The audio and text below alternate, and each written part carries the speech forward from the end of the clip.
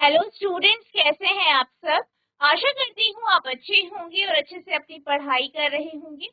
मैं मोनिका रावत आपका स्वागत करती हूँ आईसीटी वर्चुअल क्लासरूम देहरादून में।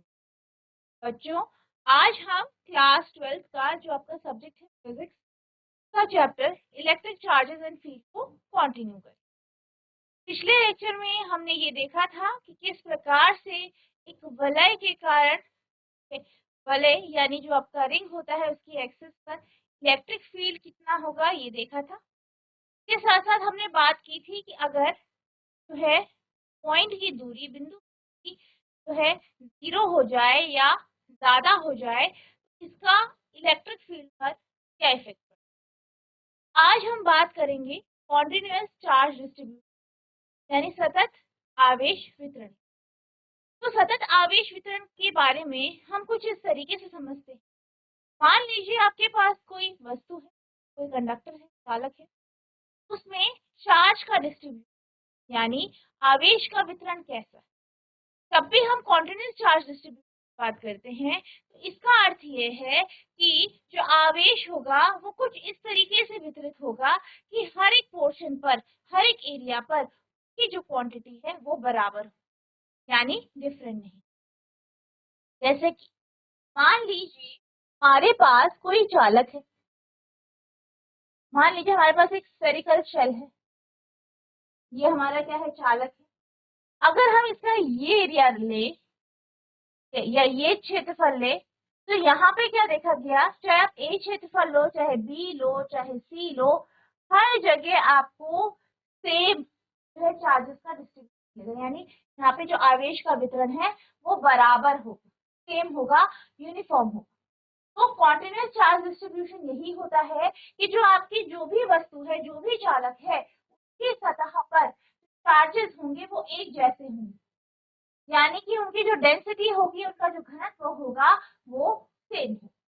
तरीके से आप समझ, मान लीजिए कि ये हमारा एक यूनिट जो है सेंटीमीटर स्क्वायर जो है एरिया है। तो मान लीजिए यहाँ पे 4 आवेश, तो यहाँ पर अगर हम 1 सेंटीमीटर स्क्वायर एरिया लेते तो यहाँ पे भी 4 आवेश होंगे, और इसी तरीके से अगर हम यहाँ पे भी लेते हैं, यहाँ पर भी 4 आवेश होंगे। यानी क्या कहा गया है, कहा ये गया है कि जो आपका कॉन्टिन्यूअस चार्ज डिस्ट्रीब्यूशन होता है, सतत आवेश वितरण होता है, इसमें सतह पर हर एक जगह बराबर आवेशों की संख्या होती है।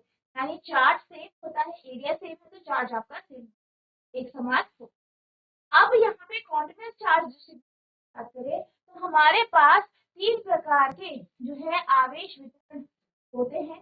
पहला है लीनियर चार्ज डिस्ट्रीब्यूशन यानी रैखिक आवेश वितरण।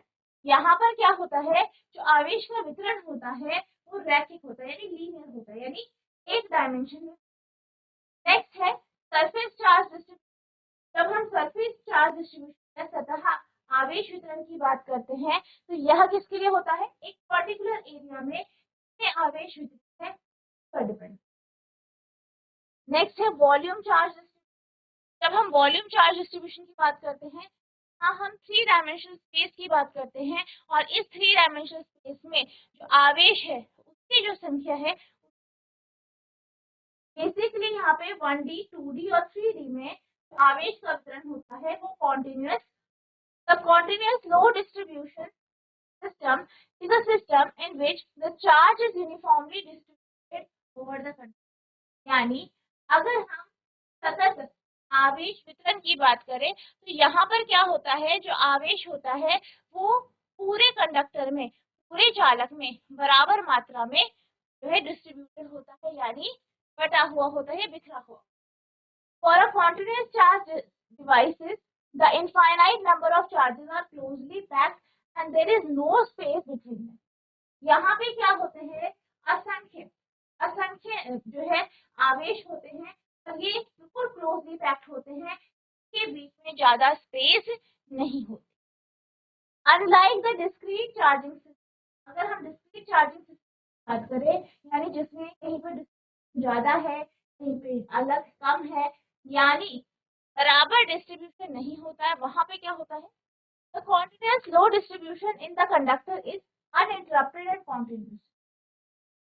तो क्या होता है, जैसे अगर हम डिस्क्रीट चार्ज सिस्टम की बात करें, क्या होता है, आपका सतत आवेश वितरण नहीं होता। कहीं पे 3 आवेश हो जाएंगे, कहीं पे 4, कहीं पे 5, कहीं पे 6, मतलब सेम नहीं। तो उसकी तरह ना होके जो आपका सतत आवेश वितरण है, उसमें क्या होता है, जो आवेश का वितरण होता है वो एक जैसा होता है, कॉन्टिन्यूअस होता है और उनमें कोई भी इंटरप्शन नहीं होता। There are 3 types of continuous charge distribution, यानी यहाँ पर 3 प्रकार के आवेश वितरण होते हैं।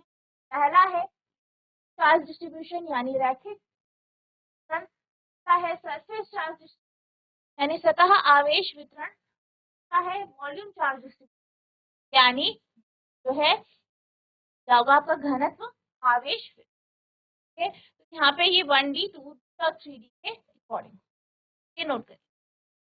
सतत आवेश वितरण, इस प्रकार के वितरण में किसी वस्तु पर आवेश एक समान रूप से वितरित रहता है। जब एक बहुत बड़ी संख्या में आवेश परस्पर एक दूसरे के निकट उपस्थित होते हैं तो इन आवेशों को सतत रूप से वितरित माना जाता है। मान लीजिए एक छड़ पर एक नैनो कूलम आवेश उपस्थित है। इसका तात्पर्य यह है कि उस छड़ पर 10⁻10 बिंदु आवेश उपस्थित है। यदि किसी बिंदु पर इस छड़ के कारण विद्युत क्षेत्र की तीव्रता ज्ञात करनी पड़े तो कूलम के अध्यारोपण सिद्धांत से यदि प्रत्येक आवेश के कारण इस बिंदु पर विद्युत क्षेत्र की तीव्रता ज्ञात की जाए और फिर सभी आवेशों के कारण प्राप्त विद्युत क्षेत्र को सदिश योग किया जाए तो यह प्रक्रिया बहुत ही जटिल हो जाए। ये आपका क्या है, सतत आवेश। इस प्रकार की समस्या से बचने हम आवेश का सतत मानते हैं और आवेश घनत्व की अवधारणा उपयोग करते हैं। क्या होता है कि आपका डिस्ट्रीब्यूशन अलग अलग हो जाए, ठीक है, तो उनको करना या उनको अलग अलग उसके कारण जो विद्युत क्षेत्र उत्पन्न हो रहा है उसको कैलकुलेट करना काफी टफ हो जाता है। ये हम क्या करते हैं, हम आवेश घनत्व को मानते हैं, यानी चार्ज डेंसिटी को लेते हैं, कॉन्सेप्ट को लेते हैं, जो करते हुए कलन के द्वारा उस बिंदु पर विद्युत क्षेत्र की तीव्रता ज्ञात करते हैं। ये बहुत आसान। फिर क्या करते हैं, हम क्या मानते हैं कि पूरे में कॉन्टिन्यूअस चार्ज है, एक समान आवेश है और वो एरिया लेते हैं जहाँ पे कैलकुलेशन काफी इजी होता है और फिर हम कैलकुलेट। मान लीजिए किसी वस्तु पर Q आवेश उपस्थित है तो इसे हम बहुत सारे सूक्ष्म आवेशों में बांट, यहाँ पे हम क्या करेंगे, हम मान लेंगे कि कोई आपके पास वस्तु है, वहां पे Q आवेश और हम ये मान लेते हैं कि टोटल आवेश तो Q है, फिर हम उसे क्या कर देंगे, बांट देंगे, ठीक है। यदि यह आवेश एक विमा में विचलित करता है तो इसे रेखीय आवेश वितरण लंबाई के अनुदिश, अगर क्या हो, ये जो आवेश वितरण तो एक डायमेंशन में है, एक विमा में है, क्या होगा, इसे हम रेखीय आवेश वितरण कहते हैं, यानी लंबाई के अनुदिश होता है तो आप रेखीय आवेश वितरण। अगर आवेश 2 विमाओं में विचलित करता है, यानी 2 डायमेंशन में अगर हो तो इस पृष्ठ आवेश को हम क्या कहते हैं, तो हम पृष्ठ आवेश वितरण यानी क्षेत्रफल के अनुदिश, यानी क्या कहते हैं हम, एरियल चार्ज डेंसिटी के आपके क्षेत्रफल यानी एरिया के अनुदिश हो। तथा यदि आवेश 3 विमाओं में विचलित करता है तो आयतन वितरण अनुदिश कहा जाता है। और अगर यही आपका 3 डायमेंशन में हो तो हम क्या कहते हैं, आयतन वितरण, क्या कहते हैं, आयतन के अनुदिश, ठीक है, हम आयतन वितरण कहते हैं। जैसे आप यहाँ पे देख सकते हैं चार्ज डेंसिटी यानी रैखिक आवेश घनत्व, तो यहाँ पे क्या होगा, ये एक डायमेंशन में यानी एक विमा में। नेक्स्ट है एरिया चार्ज डेंसिटी यानी क्षेत्रफल, है क्षेत्रफल या पृष्ठ आवेश घनत्व कहते हैं, ये आपके क्षेत्रफल के अनुदिश होगा, एरिया में होगा कुछ हिस्से। नेक्स्ट है आयतन वितरण, तो आयतन आपका 3 डायमेंशन में होगा जिसे आप वॉल्यूम चार्ज डेंसिटी। इस तरीके से आपका जो है यहाँ पे आवेश वितरण 3 जो है इनमें बटे। सबसे पहले हम बात करेंगे लीनियर चार्ज डेंसिटी यानी रैखिक आवेश घनत्व। जैसे कि हम नाम से समझ सकते हैं, रैखिक। रैखिक यानी लीनियर यानी एक डायमेंशन, यानी हमारे पास कोई कंडक्टर है, कोई चालक है, से जो है उसकी लेंथ में या लंबाई के अनुदिश जो आवेश का वितरण होता है वही लीनियर चार्ज डेंसिटी यानी रैखिक आवेश वितरण कहलाता है। इसे बेसिकली हम लैम्डा से रिप्रेजेंट करते हैं। और यहाँ पे क्योंकि हम किसकी बात कर रहे हैं, रैखिक आवेश वितरण की बात कर रहे हैं, तो आप इसे देते हैं lambda equals to D Q upon D. अब यहाँ पे lambda equals to D Q upon D L की बात की जाए तो यहाँ पे हमारा लैम्डा क्या है, आपका रैखिक आवेश घनत्व। डी क्यू क्या है, ये जो आपका आवेश है, कुल आवेश जो इसमें का एक छोटा भाग आपका डी हमने लिया है और इसकी लंबाई हमने डी एल, ये आपका लैम्डा बराबर d Q upon D L. ठीक है, तो ये आपका क्या हो जाएगा, लीनियर चार्ज डेंसिटी। और आपको ध्यान रखना है लीनियर चार्ज डेंसिटी को हम लैम्डा से रिप्रेजेंट करते हैं। और अगर हम इसके जो है यूनिट की बात की जाए तो कूलम पर मीटर यूनिट है। और dq की वैल्यू की बात करें तो dq बराबर होता है lambda two. If the charge is not evenly distributed over the length of the conductor, if the charge is not evenly distributed over the length of the conductor, it is called linear charge distribution. यानी अगर आवेश जो है चालक की लंबाई में बराबर मात्रा में डिस्ट्रीब्यूट ना हो, ठीक है, अगर डिस्ट्रीब्यूट है तो हम क्या कहते हैं, इवनली डिस्ट्रीब्यूट तो हम क्या कहते हैं, लीनियर चार्ज डिस्ट्रीब्यूशन यानी रैखिक आवेश वितरण। It is often referred to as linear charge density. हम लीनियर चार्ज डेंसिटी कहते हैं, रैखिक आवेश घनत्व भी कहते हैं, and is denoted by lambda symbol, और इसे हम लैम्डा से रिप्रेजेंट करते हैं। Mathematically there is a linear charge density lambda equals to d upon, इस तरीके से आप लैम्डा को जो है न्यूमेरिकली लिखते हैं या मैथमेटिकली लिखते हैं dq upon d। The unit of linear low density is coulomb per meter। इसकी अगर हम यूनिट की बात की जाए कूलम पर मीटर होता है। If we find a conductor with a length L with a surface low density lambda and taken an aspect of dl on it, then a small charge will be dq। अगर हम यहाँ पे L के लिए लंबाई लें तो हमारे पास जो dq आएगा वो लैम्डा dl आएगा। तो इस तरीके से ये आपका हो, मान लीजिए ये आपका क्या है, एक कंडक्टर है, का हम इसकी लंबाई L है तो हम इसकी लंबाई ले लेते हैं dl। आवेश की बात की जाए तो Q ले रहे हैं तो ये आपका छोटा सा चार्ज इसमें हो जाएगा d। यहाँ पे आप लैम्डा की वैल्यू निकाल सकते हैं dq upon d। Note Hindi में देख लेते हैं। देखिए आवेश वितरण, जब आवेश लंबाई के अनुदिश एक रेखा के रूप में वितरित होता है तो यह रेखा बहुत पतली मानी जाती है तथा पूरा आवेश इस पतली तार की सतह पर वितरित माना जाता है। क्या कहा है, जब क्या होता है आवेश एक लंबाई में होता है एक रेखा में, तो इसे हम बहुत पतला मान लेते हैं और इसी तार पर हम इसे आवेश के इस प्रकार के वितरण को रेखीय आवेश वितरण कहा जाता है। माना dq रेखीय घनत्व का आवेश रेखीय रूप में वितरित है, मान लेते हैं घनत्व है। यहाँ dq आवेश L5 की लंबाई को यदि dx मान ले, लंबाई को अगर हम dx मान तो इसे हम लैम्डा से व्यक्त करते हैं। देखिए आवेश वितरण की परिभाषा, लैम्डा बराबर होता है dq अपॉन dx, कुल आवेश d बराबर लैम्डा डॉट x। देखिए आवेश वितरण गुणा लंबाई, मात्रक होता है इसका कूलम प्रति। इस तरीके से आपका रेखीय आवेश वितरण नोट कीजिए। अब हम चलते हैं सरफेस चार्ज डेंसिटी यानी पृष्ठ आवेश घनत्व।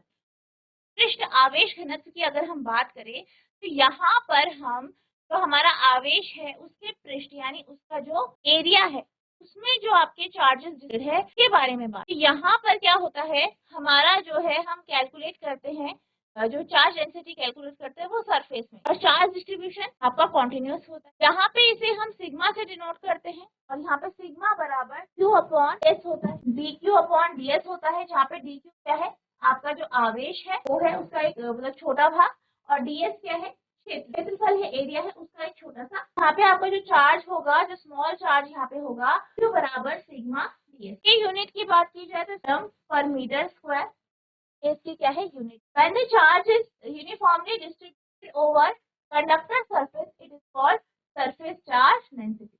यानी जब क्या होता है, जब आवेश जो है किसी कंडक्टर की सतह पर, किसी चालक की सतह पर यूनिफॉर्मली डिस्ट्रीब्यूटेड होता है, यानी सतत उसका क्या होता है, वितरण होता है, तो हम क्या कहते हैं कि जो आपकी वस्तु है तो उसमें जब हम चार्ज डेंसिटी निकालते हैं तो उसे ही हम सरफेस चार्ज डेंसिटी कहते हैं, या surface charge distribution. It is denoted by the symbol, इसको हम सिग्मा सिंबल से डिनोट करते हैं, and the unit of coulomb per metre. It is also defined as charge per area of the unit, तो हम चार्ज पर a unit area से भी जो है define. Mathematically the density of the surface charges, अगर हम मैथमेटिकली देखें, यहाँ पे जो डेंसिटी है सरफेस चार्ज की वो सिग्मा बराबर d Q upon d s है, और डी क्यू क्या है, स्मॉल एलिमेंट है चार्ज का एरिया डी एस में, तो there will be a small charge on the driver, तो यहाँ पे क्या होगा,